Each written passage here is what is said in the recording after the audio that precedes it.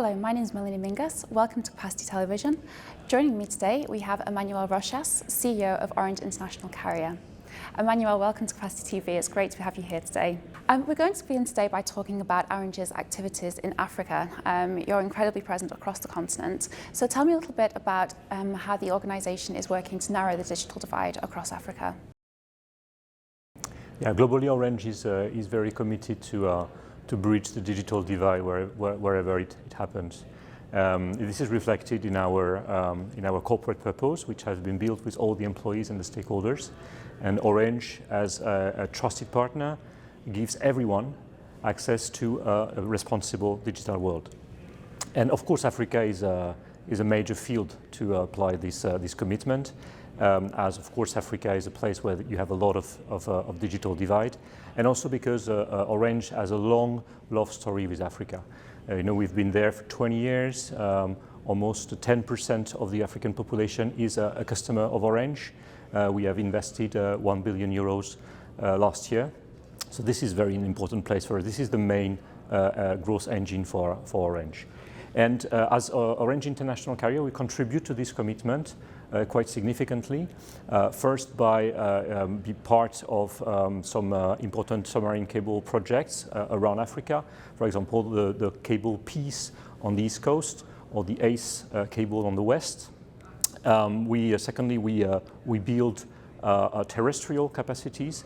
We have launched 18 months ago a terrestrial network, which is called Joliba, which is interconnecting the bigger cities in West Africa between them, but also with the rest of the world. And we complete this coverage of West Africa by a partnership we signed 6 months ago with Liquid Telecom that will give us the ability to offer to our customers a truly pan-African network. We also extend the coverage of our services by having now more than 35 POPs, points of presence in Africa. Tell me a little bit more about the other markets that you'd like to grow in. Yes, we have today beyond Africa. We have two main areas of growth. The first one is data, as we support the growth of let's say 30% or more of the total traffic in the internet over a year. And to do that, we continue to invest in network assets in order to provide to our customers a secured, quality and reliable connectivity. One example is what we've done on the transatlantic. We've built and contributed to two major projects, Dunant and Amitié, which will enable us to provide to our customers a fully secured route between Europe and North America. And this project also illustrates the cooperation we have with hyperscalers, Google and Meta in this case. Tell me a little bit more about how you're working with hyperscalers, because there's a real changing piece in the industry here, and it's quite fascinating to see how different carrier organizations are really seizing that business opportunity. Yeah, we have this relationship on many domains with hyperscalers. It's on the network, on the services, of course, on what we provide to our end customers. That's a long-lasting story, and of course, this is intensifying as most of the digital revolution is built through the cloud and using the hyperscalers facilities. So, of course, our global presence and their global presence is very intricate, and we cooperate more and more. And to come to the second area where we grow is through providing to our customers outsourcing propositions in order to bring them what they increasingly expect from us, which is peace of mind. So we do it on voice outsourcing. We provide now to a dozen of customers a fully managed service for international voice. For example, what we've done in the past 3 years with PLDT in Philippines. We do it also outsourcing for messaging, as we secure the traffic on A2P for our MNOs, and so we help them protect the value they have in this business. And finally, we do it also for roaming, like what we've done with Rakuten in Japan. So we provide them a full infrastructure to deliver international roaming, including the agreement with all the MNOs across the world. That's really interesting.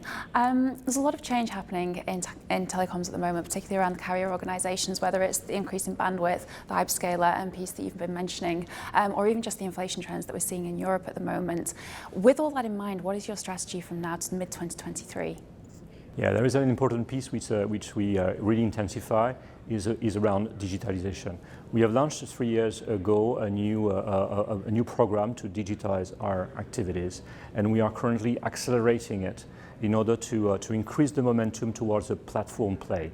What we aim at is to be able to provide to our customers a one-stop shop with a fully digitized and automized customer journey for their needs in terms of international connectivity. And this is a real transformation. It requires 4 main enablers. The first one is transforming our network, and we are currently building a fully new international network by merging our legacy enterprise network and wholesale network. And so we will have a new network by the end of this year, which will bring together the best of both worlds. One is the capillarity of the enterprise network, and second is the high bandwidth of wholesale. And with this, we are currently building this fully virtualized network infrastructure. We have almost built 1/3 of that, and this will enable us to build upon that a service layer, which will be very agile, very quick, and for example, to bring a new service on the market, to deploy it, instead of several months, we will need several days only. So that's a huge enabler.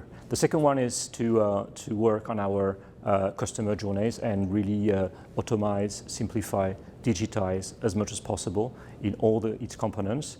Then the third enabler, which is key as well, is the interface, the digital interface. And we have done quite a lot by bringing our legacy website from a portal, information portal, to a truly transactional business and customer-oriented interface that we have now, which is bringing us more business and which is bringing to our customers quite a lot of satisfaction. It's a plus 20 points in NPS for the customers who are using our customer care portal. And the fourth enabler, and which is really key, is talents and skills. Because as we're moving and going through this journey from a traditional telco to more like what we call techco, we will need to find the right balance between the traditional network engineers profile and the more IT development oriented profile. And this is a true battle for these talents, because those talents, the new talents, are also appealed by other industries, and in particular the hyperscalers, the startups.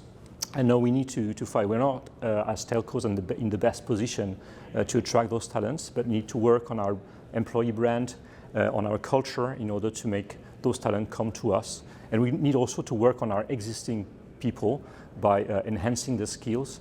At Orange as a whole, we will invest 1.5 billion euros between now and 2025 to enhance the skills and train 20,000 employees to artificial intelligence, to data, to cloud, to virtualization, and IT development. That's a huge program, and that's a key asset that we need to build. Fantastic. Emmanuel, do you have any closing comments for your peers in the carrier community?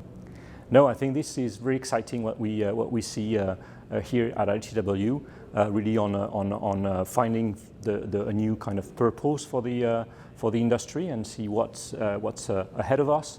And really, I find that we hear and we find a number of midterm opportunities to work together, which are very exciting.